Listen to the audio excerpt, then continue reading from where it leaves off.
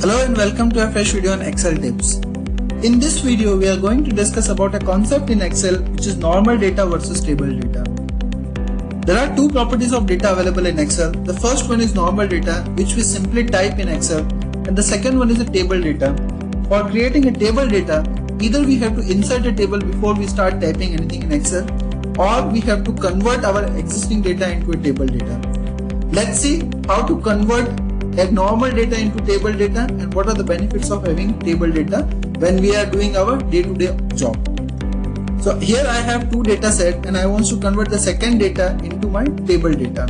So what I'm going to do is I'm going to select this as an entire range. Then under the home tab in styles, the option is format as a table is available. You can simply click on this one and you can select which type of table you want to create.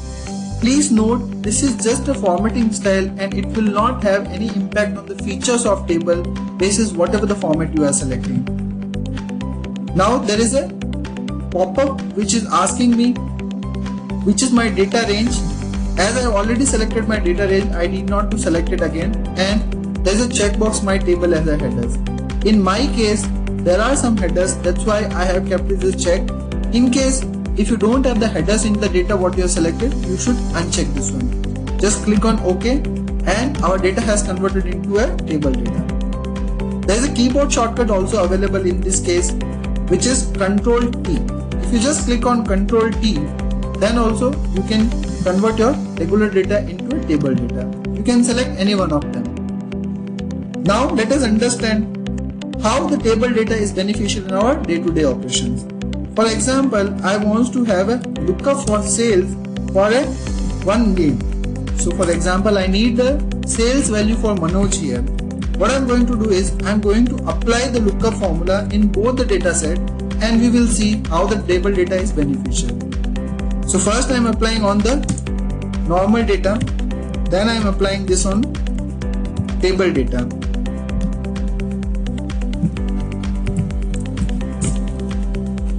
Now, once this is done, now I am going to add a new information or a new record in both the data set and we will see how both the formulas react in this case.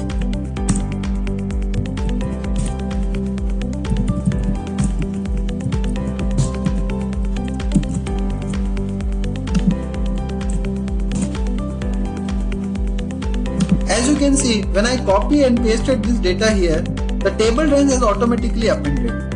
Now let's go to our VLOOKUP formula again, and now I want a lookup for the new record which I have just now added.